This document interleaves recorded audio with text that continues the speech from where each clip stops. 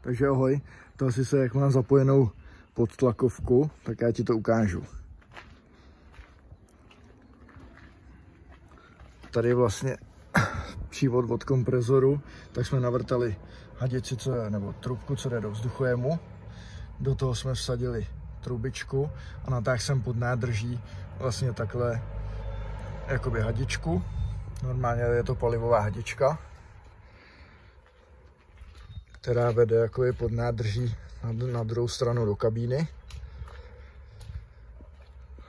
kde je napojená vlastně do elektromagnetické cívky a jsou tam napojen normálně jakoby na kostru, plus co šlo dřív jakoby ke klaxonu normálně a potlakovku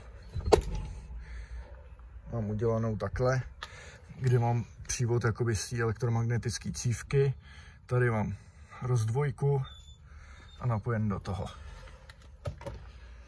Jo, a je to normálně klasicky na páčku vlastně, co jsou blinkry.